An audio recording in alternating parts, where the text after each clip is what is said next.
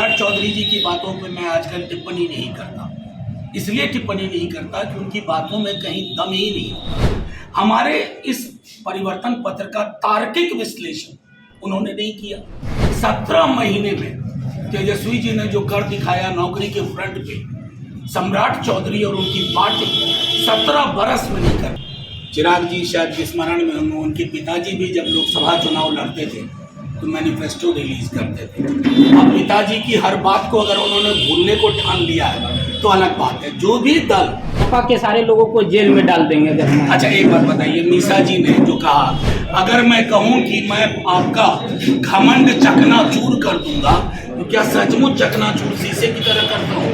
ये रूपक है। मैं समझता हूँ कि धारापुर लोग हैं, तो ऐसा है कि मैं कुछ बातें आपके समक्ष रखना चाहता हूँ। उसके बाद आप स्वतंत्र हैं कोई भी सवाल अपना पूछने को।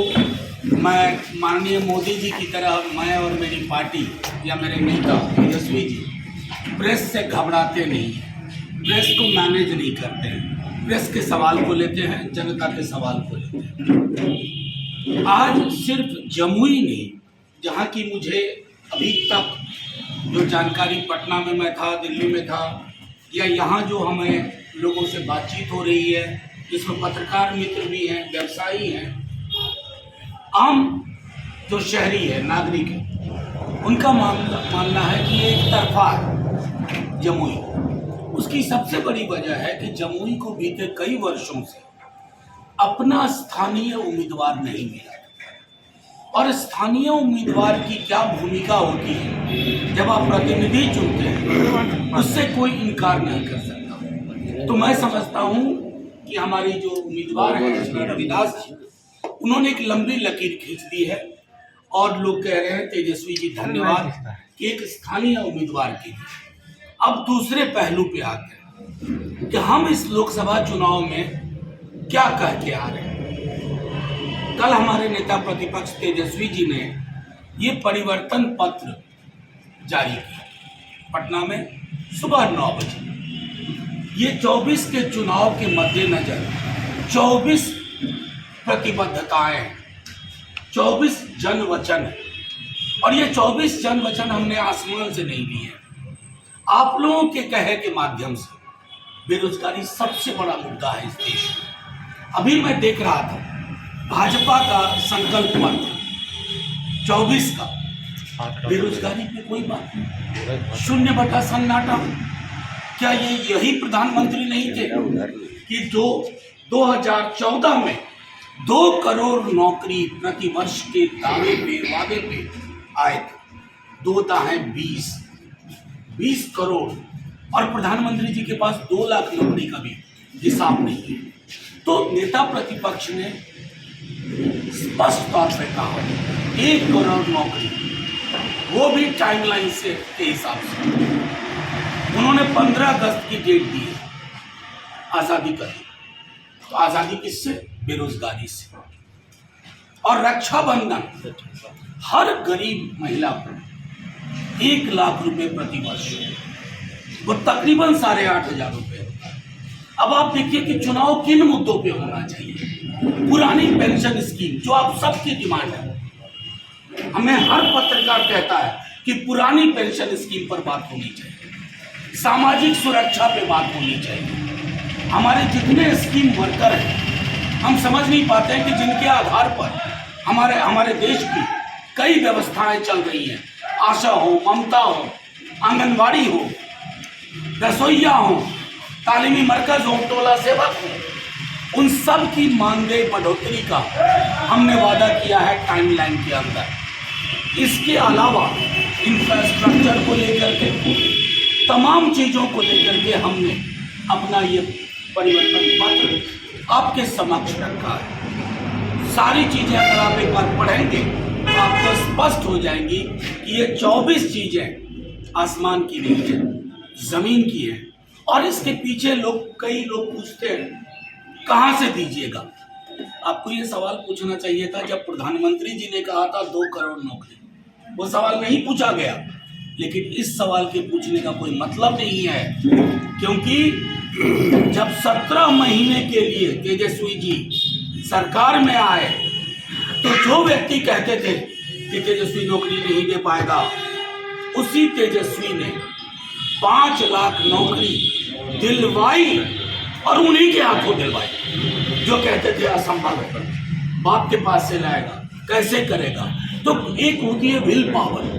अगर सत्ता को ये पता हो कि मुझसे सवाल पूछे जाएंगे तो सत्ता मौलिक मुद्दों पे बात करेगी। चुनाव दुनिया में किसी भी देश में मंदिर, मस्जिद, गुरुद्वारा, चर्च की साइज पे नहीं होता है। एक देश बता दीजिए जहां मंदिर, मस्जिद, गुरुद्वारा और चर्च कितना विशाल हो, उस पर चुनाव होता हो। चुनाव होता है थाली पे, चुनाव होता है आपसी सौहार्द पे, चुनाव होता है बेरोजगारी को खत्म करने के लिए, चुनाव होता है अर्थव्यवस्था को समावेशी बनाने के लिए। हमें धनिकों से कोई विरोध नहीं है, धन सृजन होना चाहिए, लेकिन एक तरफ ऐसा ना हो कि 5% आबादी 90% संसाधन पे बैठ जाए। ये भारत का लोकतंत्र इजाजत नहीं देता, भारत का संविधान इजाजत नहीं देता। आज बाबा साहब भीमराव अंबेडकर जी की जयंती है। इस दिन मैं आपसे मुखातिब हूँ और मैं कह रहा हूँ कि बिहार के नतीजे जैसा हमारे नेता प्रतिपक्ष कहते हैं चौंकाने वाले होंगे, और हम यहाँ जमुई में एक स्थानीय उम्मीदवार की विजय सुनिश्चित करके यह तय करेंगे कि आपकी आवाज जमुई से लेकर के दिल्ली तक एक जैसी हो। ऐसा ना हो कि उम्मीदवार चुनाव के बाद जाए तो चुनाव के वक्त ही फिर आए। जो जमुई का अब तक का इतिहास रहा है, उस इतिहास को मिटने जा रहे हैं और इसका आधार है ये परिवर्तन पत्र, जिसमें ठोस बातें, कोई ऐसी चीज हमने नहीं कही है जो आप कहिएगा कि मनोज जी ये क्या कर रहे हैं। पुरानी पेंशन कह रहे हैं, युवा आयोग कह रहे हैं, आरक्षण के दायरा बढ़ाने को कह रहे हैं, सामाजिक न्याय को कह रहे हैं, महिला सशक्तिकरण को कह रहे हैं, शिक्षा को लेकर के कह रहे हैं, औद्योगिक इकाइयों को लेकर के कह रहे हैं। ये सब जरूरत है जमुई से लेकर पूरे बिहार की, और इसलिए ये परिवर्तन कह रहे हैं, आरक्षण के दायरा बढ़ाने को कह रहे हैं, सामाजिक न्याय को कह रहे हैं, महिला सशक्तिकरण को कह रहे हैं, शिक्षा को लेकर के कह रहे हैं, औद्योगिक इकाइयों को लेकर के कह रहे हैं। ये सब जरूरत है जमुई से लेकर पूरे बिहार की, और इसलिए ये परिवर्तन पत्र है। मैं आप सब लोगों से आग्रह करूंगा, आप पत्रकार मित्र हैं, हमसे सवाल जरूर पूछें, लेकिन जो हवाई बात करें उनसे भी सवाल पूछें, तो फिर लेवल प्लेइंग फील्ड होगा और बातें होंगी। आपके जो भी सवाल हो आप पूछ सकते हैं। आपके पुराने साथी बिशन पटेल और आसिफ अशरफ ने पार्टी छोड़ दिया है। बिशन पटेल ने कहा कि सामाजिक न्याय की बात आरजेडी करती है, लेकिन धरातल पर फेल्योर। देखिए, मैं एक चीज़ कहना चाहता हूँ, जब कोई साथी, आपका पुराना साथी आपको छोड़ के जाता है तो कष्ट तो होता है, लेकिन पुराने साथियों को भी ये सोचना चाहिए कि जब आप चुनाव के बीच हो और कई सारी चीज़ों को देखना पड़ता है, आप महागठबंधन में हैं, कई सामाजिक समीकरण को साधना पड़ता है, उसमें 40 सीट को 100 सीट नहीं बनाया जा सकता। हम तो सिर्फ इतना कहेंगे, वो जहाँ रहे प्रसन्न रहें। चुनाव के वक्त में इस तरह के निर्णय ये भी साबित करते हैं कि आपकी प्रतिबद्धता में भी कहीं ना कहीं कुछ तो रहा होगा। मैनिफेस्टो जारी होने के बाद बिहार के डिप्टी सीएम सम्राट चौधरी का एक बड़ा बयान आया है। वो कहें कि 15 साल आपके परिवार का राज था, किस तरह से नौकरी दिया था ये सब कोई जानता है, जमीन लूटने की और जमीन हड़पने की रोड मैप है, उन्होंने कहा रोड मैप मान करके मुझसे सवाल पूछ रहे हैं, तो ये अपने आप में सम्राट चौधरी जी की बातों पे मैं आजकल टिप्पणी नहीं करता। इसलिए टिप्पणी नहीं करता कि उनकी बातों में कहीं दम ही नहीं होता। हमारे इस परिवर्तन पत्र का तार्किक विश्लेषण उन्होंने नहीं किया। वो इनकार कर सकते हैं क्या कि नीतीश जी के साथ रहते हुए 17 महीने में तेजस्वी जी ने जो कर दिखाया नौकरी के फ्रंट पे, सम्राट चौधरी और उनकी पार्टी 17 बरस में नहीं कर पाई। तो पॉलिटिकल आर्ग्यूमेंट जो हो ना, विरोध भी जो हो ना, वो तार्किक हो और शालीन हो, इसकी कमी है। वो तो कह रहे हैं कि आरजेडी वाले सिर्फ क्रेडिट ले रहे हैं, 7-7.5 लाख नीतीश कुमार ने नौकरी। ये क्रेडिट सम्राट चौधरी जी की पार्टी ने क्यों नहीं ले लिया? 17 साल थे ना, क्यों ऐसा हो गया है कि बिहार में आप पत्रकार हमारे मित्र माइक लगा के बच्चे से भी पूछिएगा नौकरी मतलब, तो हल से बोलेगा तेजस्वी। ये हमने तो नहीं किया, हमारे पास प्रोपेगेंडा मशीन नहीं है, यानी कि जनता ने खुद इस नारे को गढ़ लिया है। तो जाहिर तौर पर मैं उनसे कहूंगा आप भी दीजिए नौकरी, क्रेडिट लीजिए, लेकिन बिना दिए तो होगा नहीं। आपके मैनिफेस्टो पर चिराग पासवान भी सवाल खड़ा किया। उन्होंने कहा कि राज्य का चुनाव नहीं, देश का चुनाव है। राज्य के चुनाव में मैनिफेस्टो का कोई मतलब था, लेकिन देश के चुनाव में इस मैनिफेस्टो का क्या मतलब है? पहले ये बताएं कि प्रधानमंत्री मैं कौन है? आपको एक बात बता रहा हूँ, चिराग जी शायद स्मरण में होंगे, उनके पिताजी भी जब लोकसभा चुनाव लड़ते थे तो मैनिफेस्टो रिलीज करते थे। अब पिताजी की हर बात को अगर उन्होंने भूलने को ठान लिया है तो अलग बात है। जो भी दल लोकसभा चुनाव लड़ता है वो दल अपनी ओर से घोषणा पत्र देता है, उसकी कुछ चीजें अलग पार्टियों से मिलती हैं, कुछ अलग है। अब आई बात प्रधानमंत्री कौन है।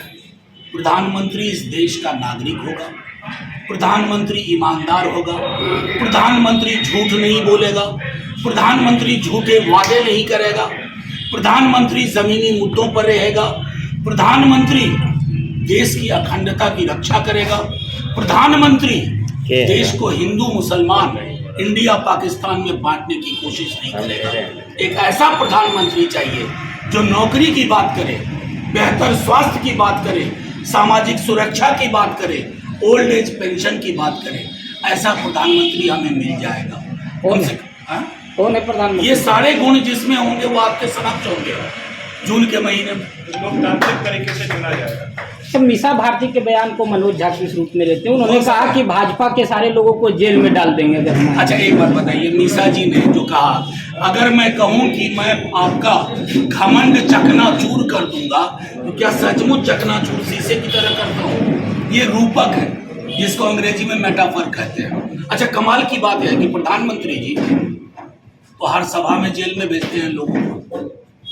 भोपाल में अजीत पवार जी को जेल में भेज रहे थे, 48 घंटे के अंदर ये खूबसूरत गला मिलते हुए तस्वीर आई प्रधानमंत्री जी की। तो प्रधानमंत्री जी अब इस बात की चिंता करें कि जिसको भ्रष्टाचारी बोलते हैं वो उनके आलिंगनबद्ध हो जाता है। और मीसा जी के बयान को थोड़ा एक रूपक कि सुप्रीम कोर्ट ने इलेक्ट्रल बॉन्ड पे कितनी तल्ख टिप्पणी की कि आज ईडी की रेड होती है, वो बंदा अगले दिन इलेक्ट्रल बॉन्ड खरीदता है, बीजेपी के फेवर में उसकी भुगतान होती है। इससे ज्यादा क्या प्रमाण चाहिए? मैं समझता हूँ इस देश के इतिहास में इस पैमाने का भ्रष्टाचार आज तक नहीं है।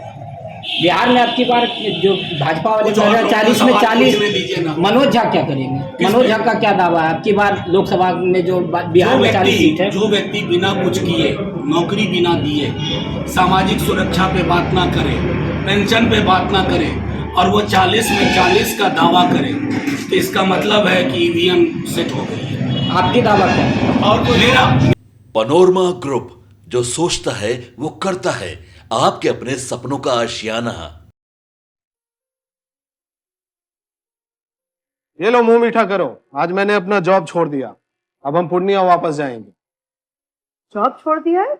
मतलब ये घर कैसे चलेगा? हम करेंगे क्या? और माँ बाबूजी क्या बोलेंगे? इसलिए मैं एक और मिठाई का डब्बा लाया।